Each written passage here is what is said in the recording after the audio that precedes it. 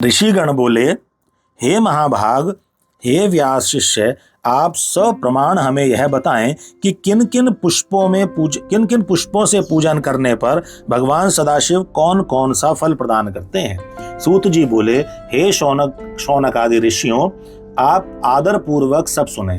मैं बड़े प्रेम से पुष्पार्पणम की विधि बता रहा हूं। देव ऋषि नारद ने भी इसी विधि को विधाता ब्रह्मा जी से पूछा था। तब उन्होंने बड़े ही प्रेम से शिव पुष्पार्पण की विधि बताई थी। ब्रह्मा जी बोले, हे नारद, लक्ष्मी प्राप्ति की इच्छा वाले को कमल, बिल्वपत्र, शतपत्र और शंख पुष्प से भगवान शिव की पूजा करनी चाहिए। हे विप्र, यदि 1,00,000 की संख्या में इन पुष्पों द्वारा भगवान शिव की पूजा की जाए तो सारे पापों का नाश होता है और लक्ष्मी की भी प्राप्ति होती है, इसमें संशय नहीं है। 20 कमलों का एक प्रस्थ बताया गया है और 1 सहस्त्र बिल्व पत्रों का आधा प्रस्थ कहा गया है। 1 सहस्त्र शतपत्र से आधे प्रस्थ की परिभाषा की गई है। 16 पलों का एक प्रस्थ होता है और 10 टंकों का एक पल। जब इसी मान से पत्र पुष्प आदि को तुला पर रखें तो वह संपूर्ण अभिष्ट को प्राप्त कर लेता है, और यदि निष्काम भावना से युक्त है तो वह इस पूजन से शिव स्वरूप हो जाता है। हे मुनीश्वरों, जो राज्य प्राप्त करने का इच्छुक है उसको 10 करोड़ पार्थिव शिवलिंगों की पूजा के द्वारा भगवान शंकर को प्रसन्न करना चाहिए। प्रत्येक पार्थिव लिंग पर मंत्र सहित पुष्प, खंड रहित धान के अक्षत और सुगंधित चंदन चढ़ाकर अखंड जल धारा से अभिषेक करना चाहिए। तदनंतर प्रत्येक पार्थिव लिंग पर मंत्र सहित अच्छे अच्छे बिलपत्र अथवा शतपत्र और कमल पुष्प समर्पित करना चाहिए। प्राचीन ऋषियों ने कहा है कि यदि शिवलिंग पर शंख पुष्पी के फूल चढ़ाए जाएं तो इस लोक और परलोक में सभी कामनाओं का दिव्य फल प्राप्त होता है। धूप, दीप, नैवेद्य, अर्घ्य, आरती, प्रदक्षिणा, नमस्कार, क्षमा प्रार्थना और विसर्जन करके जिसने ब्राह्मण भोजन करा दिया उसे भगवान शंकर अवश्य ही राज्य प्रदान करते हैं। जो मनुष्य सर्वश्रेष्ठ बनने का इच्छुक है वह उपयुक्त कही गई विधि के अनुसार उसके आधे अर्थात 5 करोड़ पार्थिव शिवलिंगों का यथाविधि पूजन करे। कारागार में पड़े मनुष्यों को 1,00,000 पार्थिव लिंगों से भगवान शंकर की पूजा करनी चाहिए। यदि रोगग्रस्त हो तो उसे उस संख्या के आधे अर्थात 50,000 पार्थिव लिंगों से शिवलिंग का पूजन करना चाहिए। कन्या चाहने वाले मनुष्य को उसके आधे अर्थात 25,000 पार्थिव लिंगों से शिव का पूजन करना चाहिए। जो विद्या प्राप्त करने की इच्छा रखता है उसे चाहिए कि वह उसके भी आधे पार्थिव लिंगों से शिव की पूजा करे। जो वाणी का अभिलाषी हो उसे घी से शिव की पूजा करनी चाहिए। अभिचार आदि कर्मों में कमल पुष्पों से शिव पूजन का विधान है। समस्त सामंत राजाओं पर विजय प्राप्त करने के लिए 1 करोड़ कमल पुष्पों से शिव का पूजन करना प्रशस्त माना गया है। राजाओं को अपने अनुकूल करने के लिए 10 लाख कमल पुष्पों से पूजन करने का विधान है। यश प्राप्त करने के लिए उतनी ही संख्या कही गई है और वाहन आदि की प्राप्ति के लिए 1,000 पार्थिव लिंगों की पूजा करनी चाहिए। मोक्ष चाहने वाले को 5 करोड़ कमल पुष्पों से उत्तम भक्ति के साथ शिव की पूजा करनी चाहिए। ज्ञान चाहने वाला 1 करोड़ कमल पुष्प से लोक कल्याणकारी शिव का पूजन करे और शिव का दर्शन प्राप्त करने का इच्छुक उसके आधे कमल पुष्प से उनकी पूजा करे। कामनाओं की पूर्ति के लिए महामृत्युंजय का मंत्र का जप भी करना चाहिए। 5 लाख महामृत्युंजय मंत्र का जप करने पर भगवान सदाशिव निश्चित ही प्रत्यक्ष हो जाते हैं। 1 लाख के जप से शरीर की शुद्धि होती है। दूसरे लाख के जप से पूर्व जन्म की बातों का स्मरण होता है। तीसरे लाख के जप से संपूर्ण काम्य वस्तुएं प्राप्त होती हैं। चौथे लाख का जप होने पर भगवान शिव का दर्शन होता है और जब 5वें लाख का जप पूरा होता है तब भगवान शिव जप का फल निस्संदेह प्रदान करते हैं। इसी मंत्र का 10 लाख जप हो जाए तो संपूर्ण फल की सिद्धि होती है। जो मोक्ष अभिलाषा रखता है वह 1 लाख दर्भों द्वारा शिव का पूजन करे। मुनिश्रेष्ठ शिव की पूजा में सर्वत्र लाख की ही संख्या समझनी चाहिए। आयु की इच्छा वाला पुरुष 1 लाख दुर्वाओं द्वारा पूजन करे। जिसे पुत्र की अभिलाषा हो वह धतूरे के 1,00,000 फूलों से पूजा करे। लाल डंठल वाला धतूरा पूजन में शुभदायक माना गया है। अगस्त के फूलों से पूजा करने वाले पुरुष को महान यश की प्राप्ति होती है।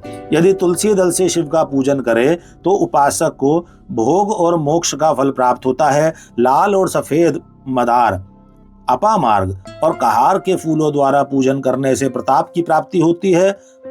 अड़हुल के फूलों से की हुई पूजा शत्रु विनाशक होती है। करवीर के 1,00,000 फूल यदि शिव पूजन के उपयोग में लाए जाएं तो वे यहाँ रोगों का उच्चाटन करने वाले होते हैं। बंदूक, गुल दोपहरिया के फूलों द्वारा पूजन करने से आभूषण की प्राप्ति होती है। चमेली से शिव की पूजा करके मनुष्य वाहनों को उपलब्ध करता है, इसमें संशय नहीं है। अलसी के फूलों से महादेव जी का पूजन करने वाला पुरुष भगवान विष्णु का प्रिय हो जाता है। शमी पत्रों से पूजा करके मनुष्य मोक्ष प्राप्त कर लेता है। बेला के फूल चढ़ाने पर भगवान शिव अत्यंत शुभ लक्षणी पत्नी प्रदान करते हैं। जूही के फूलों से पूजा की जाए तो घर में कभी अन्न की कमी नहीं होती। कनेर के फूलों से पूजा करने पर मनुष्यों को वस्त्र संपदा की प्राप्ति होती है। सेंधुआरी या शेफालिका के फूलों से लोक में शिव का पूजन किया जाए तो मन निर्मल होता है। 1,00,000 बिलपत्रों से पूजन करने पर मनुष्य अपनी सारी कामनाओं को प्राप्त कर लेता है। हर श्रृंगार के फूलों से पूजा करने पर सुख संपत्ति की वृद्धि होती है। ऋतु में पैदा होने वाले फूल यदि शिव की पूजा में समर्पित किए जाएं तो वे मोक्ष देने वाले होते हैं, इसमें संशय नहीं है। राई के फूल शत्रुओं के लिए अनिष्टकारी होते हैं। इन फूलों को 1,00,000 की संख्या में शिव के ऊपर चढ़ाया जाए तो भगवान शिव प्रचुर फल प्रदान करते हैं। चंपा और केवड़े को छोड़कर अन्य कोई ऐसा फूल नहीं है जो भगवान शिव को प्रिय ना हो। अन्य सभी पुष्पों को समर्पित कर देना चाहिए। हे सत्तम, अब इसके अंदर शंकर के पूजन में धान्यों का प्रमाण तथा उनके अर्पण का फल वह सब प्रेम पूर्वक सुनिए। हे विप्र, महादेव के ऊपर परम भक्ति से अखंडित चावल चढ़ाने से मनुष्य की लक्ष्मी बढ़ती है। 6.5 प्रस्त और 2 पल भर चावल संख्या में 1,00,000 हो जाते हैं, ऐसा लोगों का कहना है। रुद्र प्रधान मंत्र से पूजा करके भगवान शिव के ऊपर बहुत सुंदर वस्त्र चढ़ाएं और उसी पर चावल रखकर समर्पित करें तो उत्तम है। तत्पश्चात उसके ऊपर गंध, पुष्प आदि के साथ एक श्रीफल चढ़ाकर धूप आदि निवेदन करें तो पूजा का पूरा फल प्राप्त होता है। प्रजापति देवता से चिन्हांकित 2 चांदी के रुपए अथवा मास संख्या से उपदेष्टा को दक्षिणा देनी चाहिए, अथवा यथाशक्ति जितनी दक्षिणा हो सके उतनी दक्षिणा बताई गई है। वहां शिव के समीप 12 ब्राह्मणों को भोजन कराए। इससे मंत्र पूर्वक सांगोपांग लक्ष्य पूजा संपन्न होती है। जहां 100 मंत्र जपने की विधि हो वहां 108 मंत्र जपने का विधान बताया गया है। 1,00,000 पल तिलों का अर्पण पातकों का नाश करने वाला होता है। 11 पल 64 माशा में 1,00,000 की संख्या में तिल होते हैं। अतः इस परिमाण के अनुसार तिल द्वारा अपने कल्याण के लिए पूर्व की भांति पूर्वोक्त विधि से शिव की पूजा करनी चाहिए। इस अवसर पर मनुष्य को ब्राह्मणों को भोजन कराना चाहिए। इससे महापातक जन्य दुख निश्चित ही दूर हो जाता है। इसी प्रकार 1,00,000 यव से भी की गई शिव की पूजा उत्तम कही गई है। 8.5 प्रस्त और 2 पल, 8.5 से 13 माशा यव प्राचीन परिमाण के अनुसार संख्या में 1,00,000 यव के बराबर होते हैं। मुनियों ने यव के द्वारा की गई पूजा को स्वर्ग का सुख प्रदान करने वाली बताया है। फल प्राप्ति के इच्छुक लोगों को यव पूजा करने के पश्चात ब्राह्मणों के लिए प्रजापति देवता के द्रव्यभूत चांदी के रुपए भी दक्षिणा रूप में देना चाहिए। गेहूं से भी की गई शिव पूजा प्रशस्त है। यदि 1,00,000 गेहूं से शिव की पूजा की जाए तो उसकी संतति की अभिवृद्धि होती है। विधानतः आधा द्रोण 8 सेर परिमाण में गेहूं की संख्या 1,00,000 होती है। शेष विधान विधि पूर्वक करने चाहिए। 1,00,000 मूंग से पूजन किए जाने पर भगवान शिव सुख देते हैं। 7.5 प्रस्थ और 2 पल, 7.5 सेर 13 माशा भर मूंग संख्या में 1,00,000 होता है, ऐसा प्राचीन लोगों ने कहा है। इसमें 11 ब्राह्मणों को भोजन कराना चाहिए।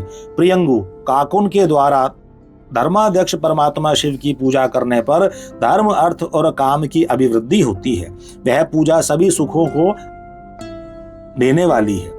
प्राचीन लोगों ने कहा है कि एक प्रस्थ में 1,00,000 प्रियंगु होते हैं। इसके अनंतर 12 ब्राह्मणों को भोजन कराना चाहिए।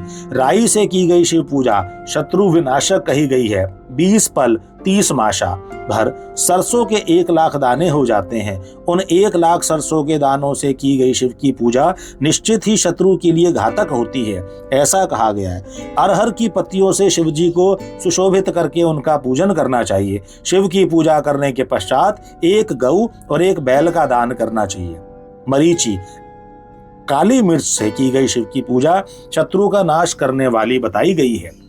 अरहर की पत्तियों से रंग करके शिव की पूजा को करनी चाहिए। रंग करके शिव की पूजा करनी चाहिए। यह पूजा नाना प्रकार के सुख एवं सभी अभिष्ट फलों को देने वाली है। हे मुनिसत्तम, शिव पूजा में इस प्रकार से प्रयुक्त धान्यों का परिमाण तो हमने आप लोगों को बता दिया। हे मुनीश्वर, अब प्रेम पूर्वक 1,00,000 पुष्पों का परिमाण भी सुनो। सूक्ष्म मान को प्रदर्शित करने वाले व्यास जी ने एक प्रस्थ में शंख पुष्पी के पुष्पों की संख्या 1,00,000 बताई है। 11 प्रस्थ में चमेली के फूलों का मान 1,00,000 कहा गया है। इतना ही जूही के फूलों का मान है और उसका आधा राई के फूलों का मान है। मल्लिका मालती के 1,00,000 फूलों का पूर्ण मान 20 प्रस्थ है। तिल के पुष्पों का मान मल्लिका के मान की अपेक्षा 1 प्रस्थ कम होता है। कनेर के पुष्पों का मान तिल के पुष्पों के मान का तिगुना कहा गया है। पंडितों ने निर्गुंडी के पुष्पों का भी उतना ही मान बताया है।